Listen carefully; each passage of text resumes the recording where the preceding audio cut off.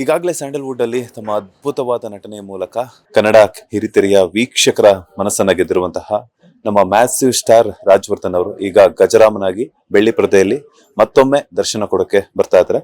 ಸದ್ಯ ಈಗ ಒಂದಷ್ಟು ಗಜರಾಮ ಸಿನಿಮಾದ ಬಗ್ಗೆ ಮಾಹಿತಿನ ಶೇರ್ ಮಾಡೋದಕ್ಕೆ ನಮ್ಮ ಬಾಸ್ ಟಿವಿ ಜೊತೆ ಜಾಯ್ನ್ ಆಗ್ತಾ ಇದ್ರೆ. ಸರ್, ಮೊದಲನೇದಾಗಿ ನಮಸ್ತೆ, ಹೇಗಿದ್ದೀರಾ? ನಮಸ್ತೆ, ಹೇಗಿದ್ದೀರಾ? ನಾನು ಸೂಪರ್ ಆಗಿದ್ದೀನಿ.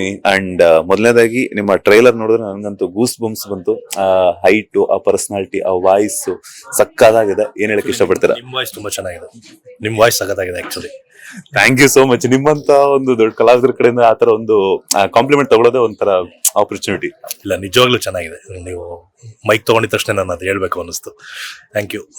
ಗಜರಾಮ ತುಂಬಾ ಚೆನ್ನಾಗಿ ಕೂಡ ಬಂದಿದೆ. ಇದೇ ಫೆಬ್ 7th ಕೂಡ ರಿಲೀಸ್ ಆಗ್ತಾ ಇದೆ. One and half year journey ತುಂಬಾ ಚೆನ್ನಾಗಿ ಬಂತು. ಮುಹೂರ್ತಾನ ನಮ್ಮ ಅಭಿಷೇಕ್ ಅಂಬರೀಶ್ ಅವ್ರು ಮಾಡಿಕೊಟ್ರು. ಅದಾದ್ಮೇಲೆ ತುಂಬಾ ಒಳ್ಳೊಳ್ಳೆ ಸೆಟ್ಸ್ಗಳಲ್ಲಿ ಶೂಟ್ ಮಾಡಿದ್ವಿ. ದೀಪಕ್ ಅವ್ರ ಸಿನಿಮಾಗೆ ಆ್ಯಡ್ ಆದ್ರು. ಅದಾದ್ಮೇಲೆ ಶರತ್ ಲೋಹಿತಾಶ್ ಅವ್ರು ಆ್ಯಡ್ ಆದ್ರು. ತಪಸ್ವಿನಿ ಅವ್ರು ಆ್ಯಡ್ ಆದ್ರು. ರಾಗಿಣಿ ಅವ್ರು ಆ್ಯಡ್ ಆದ್ರು. ತುಂಬಾ ಹ್ಯೂಜ್ ಸ್ಟಾರ್ ಕ್ಯಾಸ್ಟ್ ಇದೆ. ಅಂದ್ರೆ ಒಳ್ಳೆ ಕತೆಗೆ, ಒಳ್ಳೆ ಪಾತ್ರಗಳಿಗೆ, ಒಳ್ಳೊಳ್ಳೆ ಕಲಾವಿದರುಗಳು ಬಿದ್ದಾಗ ಆ ಹೇಳೋ ಕಂಟೆಂಟು ಜನಕ್ಕೆ ಬೇಗ ರೀಚ್ ಆಗತ್ತೆ ಅನ್ನೋದು ನಮ್ಮ ನಂಬಿಕೆ. ಸೊ ಲೈಫ್ ಲೈನ್ ಪಿಕ್ಚರ್ಸ್ ತುಂಬಾ ಚೆನ್ನಾಗಿ ಕೂಡ ಖರ್ಚು ಮಾಡಿದ್ರು. ಒಳ್ಳೆ ಸಿನಿಮಾ ಮಾಡಕ್ಕೆ ನಮ್ಮೆಲ್ಲರ ಶ್ರಮ, ಒಬ್ಬ ನಿರ್ದೇಶಕನ, ಹೊಸ ನಿರ್ದೇಶಕನ ಕನಸು ಎಲ್ಲ ಟೈಮ್ ಕೂಡ ಬಂತು. ತುಂಬಾ ಚೆನ್ನಾಗಿ ಕೂಡ ಆಯ್ತು. ಎಲ್ಲ ಮುಗಿದು ಇವತ್ತು ಟ್ರೈಲರ್ ರಿಲೀಸ್ ಆಗಿ ಸಿನಿಮಾ ರಿಲೀಸ್ ಅಂತಕ್ಕೆ ಬಂದಿದೆ. ಸಿನಿಮಾ ರಿಲೀಸ್ಗೂ ಮೊದಲೇ ಸಾಂಗ್ಸ್ ಅಂತೂ ಸಿಕ್ಕಾಪಟ್ಟೆ ವೈಬ್ಸ್ ನ ಕ್ರಿಯೇಟ್ ಮಾಡಿದ್ರು. ಅದರಲ್ಲಿ ಸಾರೈ ಶಾಂತಮ್ಮ ಅಂತೂ ಸಿಕ್ಕಾಪಟ್ಟೆ ಒಂದು ರೀಲ್ಸ್ ಅಲ್ಲೆಲ್ಲ ತುಂಬಾ ಟ್ರೆಂಡಿಂಗ್ ಅಲ್ಲಿದೆ. ಅದ್ರ ಜೊತೆಗೆ ನಮ್ಮ ಮನುಮೂರ್ತಿ ಸರ್ ಅವರ ಮ್ಯೂಸಿಕ್ ಅಂತೂ ಕೇಳಲೇಬೇಕಾಗಿಲ್ಲ. ಸೊ ಏನ್ ಹೇಳಕ್ ಇಷ್ಟಪಡ್ತೀರಾ ಸಾಂಗ್ಸ್ ಬಗ್ಗೆ? ಇಡೀ ಸಿನಿಮಾದ ಪ್ಲಸ್ ಪಾಯಿಂಟ್ ಸಾಂಗ್ಸ್.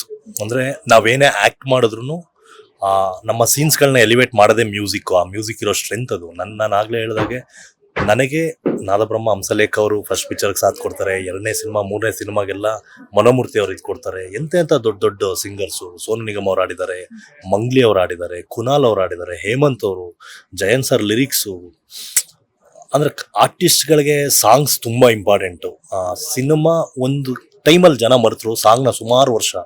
ಇವತ್ತು ನಿಮಗೆ ಮನೋಮೂರ್ತಿ ಅವರದ್ದು ಮುಂಗಾರು ಮಳೆ ಸಾಂಗ್ ಇರ್ಬೋದು, ಎಷ್ಟು ಹಿಟ್ ಸಾಂಗ್ಗಳಿದೆ. ಅದೆಲ್ಲ ಪದೇ ಪದೇ ನಾವು ಕಾರಲ್ಲಿ ಹೋಗ್ಬೇಕಾದ್ರೆ ಕೇಳ್ತಾ ಇರ್ತೀವಿ. ಅದು ಸಾಂಗ್ಗಳಿಗಿರೋ ಪವರ್.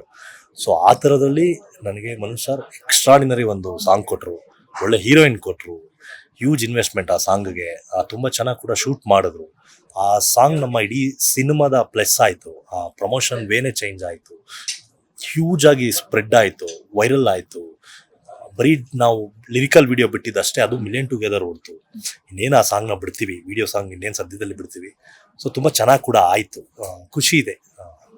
ಒಬ್ಬ ಕಲಾವಿದನಿಗೆ ಇದಕ್ಕಿಂತ ಇನ್ನೇನು ಬೇಕು. ಸೊ ಈ ಸಾರೈ ಶಾಂತಮ್ಮ ಒಂದು ಸಾಂಗ್ ಅಲ್ಲಿ ರಾಗಿಣಿ ಅವರು ಸಖತ್ತಾಗಿ ಹೆಜ್ಜೆ ಹಾಕಿದ್ರು. ಈ ಹಿಂದೆ ಅವರು ಒಂದು ಸಾಂಗ್ ಗೆ ಪರ್ಫಾರ್ಮ್ ಮಾಡಿದಂತ ತುಪ್ಪ ಅದಂತೂ ಸಿಕ್ಕಾಪಟ್ಟೆ ಒಂದು ವೈಬ್ಸ್ ಅನ್ನ ಕ್ರಿಯೇಟ್ ಮಾಡಿದ್ರು. ಈಗ ಅದನ್ನ ಮೀರಿಸೋ ತರ ಇದೆ ಸಾರೈ ಶಾಂತಮ್ಮ. ಅದರಲ್ಲೂ ಮಂಗ್ಲಿ ಅವರ ವಾಯ್ಸ್ ಅಂತೂ ಹೇಳಲೇಬೇಕಾಗಿಲ್ಲ. ಸೊ ಏನ್ ಹೇಳಕ್ ಇಷ್ಟಪಡ್ತೀರಾ? ಅವ್ರ ಜೊತೆ ಆಕ್ಟ್ ಮಾಡಿರೋದಾಗಿರ್ಬೋದು, ಡ್ಯಾನ್ಸ್ ಮಾಡಿರೋದಾಗಿರ್ಬೋದು.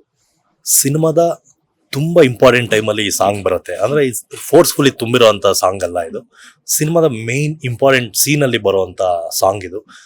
ರಾಗಿಣಿ ಅವ್ರು ಬೇಕು ಅಂತಾನೆ ನಾವು ಒಂದು 2-3 months ವೆಯ್ಟ್ ಮಾಡಿದ್ವಿ. ಅವ್ರು ಬೇರೆ ಶೂಟ್ ಅಲ್ಲಿ ಕೊಚ್ಚಿನಲ್ಲೆಲ್ಲೋ ಬಿಸಿ ಇದ್ರು. ಸೊ ಅವ್ರು ಬಂದ ಮೇಲೆ ನಾವು ಆ ಸಾಂಗ್ ನ ಶೂಟ್ ಮಾಡಿದ್ವಿ. ಏರ್ಪೋರ್ಟ್ ರೋಡ್ ಅಲ್ಲಿ ಸೆಟ್ ಕೂಡ ಹಾಕಿದ್ವಿ. 5 ದಿನ ಶೂಟ್ ಮಾಡಿದ್ವಿ. ಧನುಮಶ ಕೊರಿಯೋಗ್ರಫಿ. ರಾಗಿಣಿ ಅವರು ಇಡೀ ಸಿನಿಮಾಗೆ ತುಂಬಾ ದೊಡ್ಡ ಸಪೋರ್ಟ್ ಆಯ್ತು. ಅಂದ್ರೆ ನಾನು ರಾಗಿಣಿ ಅವರು ಅದನ್ನ ತುಂಬಾ ಕಡೆ ಪ್ರಮೋಟ್ ಮಾಡಿದೀವಿ. ಆ ಸಾಂಗ್ ಎಂತೆಂಥ ದೊಡ್ಡ ಇವೆಂಟ್ಸ್ಗಳಿಗೆ ಹೋಗಿದ್ದೀವಿ. ದುಬೈಲ್ ಕೂಡ ಪ್ರಮೋಟ್ ಮಾಡಿದ್ವಿ. ಎಷ್ಟಾಗತ್ತೆ ಅಷ್ಟು ಕೂಡ ಅವರು ಒಂದ್ ಸಾಂಗ್ ಮಾಡಿದೀನಿ, ನನ್ನ ಕೆಲಸ ಮುಗೀತು ಅನ್ನೋದಲ್ದೆ ತುಂಬಾ ಕಡೆ ಬಂದು ಸಪೋರ್ಟಿವ್ ನಿಂತರು. ನೀವು ನೋಡಿದ್ರೆ ಎಲ್ಲ ಪ್ರೆಸ್ ಮೀಟ್ಸ್ಗಳಿಗೂ ಬರ್ತಿದ್ರು. ಅದಾದ್ಮೇಲೆ ಇವತ್ತೊಂದು ಪ್ರೆಸ್ ಮೀಟ್ಗೆ ಮಿಸ್ ಆಯ್ತು. ನೆಕ್ಸ್ಟ್ ಬೇರೆ ಪ್ಲಾನ್ ಇದೆ.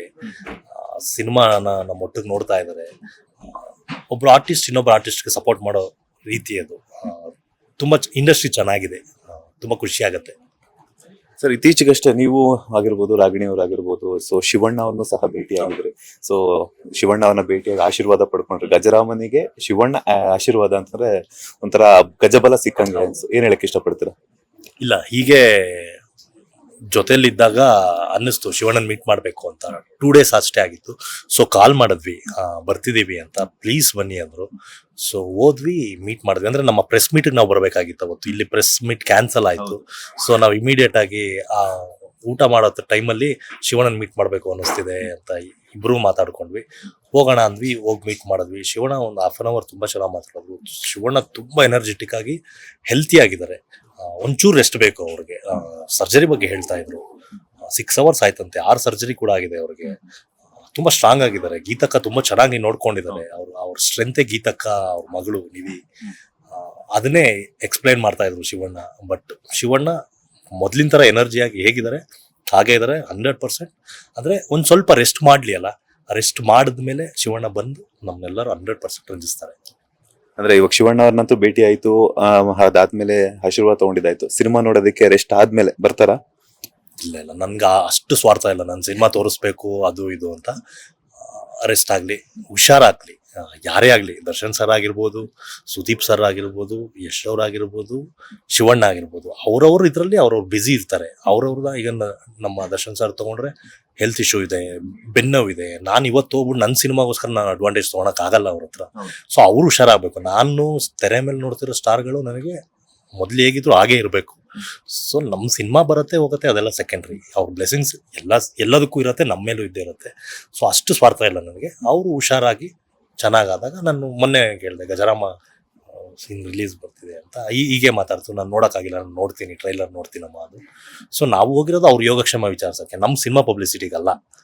ಸೊ ಅದೊಂದು ನನ್ನ ತಲೆಯಲ್ಲಿ ಇಟ್ಕೊಂಡು ಎಷ್ಟು ಬೇಕು ಅಷ್ಟು ಮಾತಾಡ್ಬಿಟ್ಟು ಬರ್ತೀವಿ. ಸರ್, ಈಗ ತಾನೇ ಹೇಳ್ತಾ ಇದ್ರಿ ದರ್ಶನ್ ಸರ್ ಅವರು ಸಹ ಅನಾರೋಗ್ಯದಿಂದಿದ್ದಾರೆ ಅಂತ. ಅವ್ರನ್ನೇ ಭೇಟಿ ಆಗಿದ್ರಾ ಅಂತ? ಇಲ್ಲ, ಸದ್ಯಕ್ಕಾಗಿಲ್ಲ. ಅಂದ್ರೆ ಕೋರ್ಟ್ದು ಒಂದಷ್ಟು ಪ್ರೋಟೋಕಾಲ್ಸ್ಗಳಿರತ್ತಲ್ಲ, ಸೊ ಆ ರೀತಿಯಲ್ಲಿ ಯಾರನ್ನೂ ಮೀಟ್ ಮಾಡಕ್ ಆಗ್ತಾ ಇಲ್ಲ. ಅವರ ಒಂದಷ್ಟು ರಿಲೇಷನ್ಸ್ಗಳ ಮಧ್ಯದಲ್ಲಿ ಅಷ್ಟೇ ನಡೀತಾ ಇದೆ. ಸೊ ಹುಷಾರಾಗ್ಲಿ ಅಲ್ಲ, ಮೀಟ್ ಮಾಡೋಣ, ಚೆನ್ನಾಗಿರ್ಲಿ. ಇಡೀ ಕರ್ನಾಟಕದ ಜನರ ಆಶೀರ್ವಾದ ಇದೆ, ತುಂಬಾ ಬ್ಲೆಸ್ಸಿಂಗ್ಸ್ ಇದೆ, ಚೆನ್ನಾಗಿ ಆಗ್ತಾರೆ ಅನ್ನೋ ಒಂದು ನಂಬಿಕೆ ಕೂಡ ಇದೆ. ಸರ್, ಈಗೇನಿದ್ರು ಬಣ್ಣದ ಜಗತ್ತಿನಲ್ಲಿ ಹೆವಿ ಕಾಂಪಿಟೇಷನ್ ಇದೆ. ಅದೆಷ್ಟು ಕಾಂಪಿಟೇಷನ್ ಇದೆ ಅಂತ ಹೇಳ್ಬಿಟ್ಟು ನನಗಿಂತ ನಿಮ್ಗೆ ಜಾಸ್ತಿ ಗೊತ್ತಿರುತ್ತೆ. ಸೊ ಪರ್ಸನಾಲಿಟಿ ಇದ್ದ ಮಾತ್ರಕ್ಕೆ ಆಗಲ್ಲ.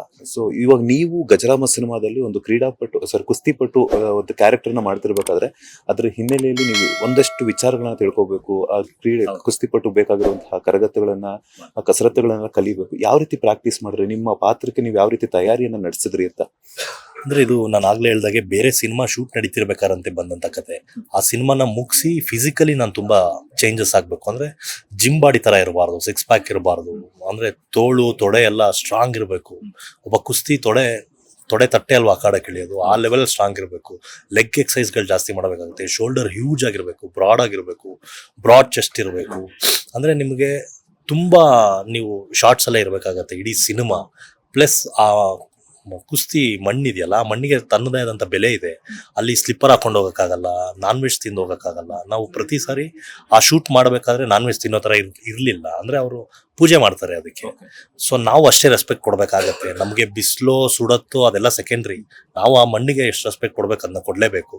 ಸೊ ಅದೆಲ್ಲ ಒಂದು ಸ್ವಲ್ಪ ಚಾಲೆಂಜ್ ಇತ್ತು. ಮತ್ತು ಸಿಕ್ಕಾಪಟ್ಟೆ ಅದು ಮ್ಯಾಸಿವ್, ಅದು ಒಂಥರ ಮಾಸ್ ಗೇಮ್. ಅದು ಶಕ್ತಿ ಬೇಕು, ಅದಕ್ಕೆ ತುಂಬ ಶಕ್ತಿ ಬೇಕು. ಮತ್ತು ನಮ್ಗಿಂತ ಹೆವಿ ಇರೋ ಫೈಟರ್ಸ್ಗಳನ್ನೇ ಹಾಕ್ತಾರೆ. ಅವ್ರನ್ನೆಲ್ಲ ಲಿಫ್ಟ್ ಮಾಡಿ ಬಿಸಾಕ್ಬೇಕು. ಯಾವುದೇ ಡಮ್ಮಿ ಇರೋದಿಲ್ಲ, ರೋಪ್ ಇರೋದಿಲ್ಲ. ಕಷ್ಟ ಆಯ್ತು, ಬಟ್ 100% ಮಾಡಿದೀವಿ ಅದನ್ನ. ನಾವು ಬಾಡಿ ಅಥವಾ ಎಕ್ಸರ್ಸೈಸ್ ವರ್ಕೌಟ್ ಮಾಡ್ಬೇಕಾದ್ರೆ ಅಥವಾ ಜಿಮ್ ಮಾಡ್ಬೇಕಾದ್ರೆ ಅಂದ್ರೆ ನಮ್ಗೆ ಒಂದಷ್ಟು ಪ್ರೋಟೀನ್ಸ್ ಬೇಕಾಗುತ್ತೆ. ಅದಕ್ಕೆ ನಾನ್ ವೆಜ್ ನಾವು ತಗೊಳ್ಳೇಬೇಕಾಗುತ್ತೆ. ಬಟ್ ಕುಸ್ತಿ ಮಾಡ್ಬೇಕು ಅಂತಂದಾಗ ನೀವು ಹೇಳಿದ್ರಿ, ಕುಸ್ತಿ ಮಾಡಕ್ ಹೋದಾಗ್ಲೇನೆ ಅಲ್ಲಿ ಆ ಕಡೆ ಕಿಳಿಬೇಕಾದ್ರೆ ನಾವು ನಾನ್ ವೆಜ್ ತಿಂದು ಹೋಗಿಲ್ಲ, ಪೂಜೆ ಮಾಡ್ಬೇಕಾಗುತ್ತೆ. ಅದರದೇ ಅಂತ ಕೆಲವೊಂದು ರೂಲ್ಸ್ ರೆಗ್ಯುಲೇಷನ್ಸ್ ಇರುತ್ತೆ.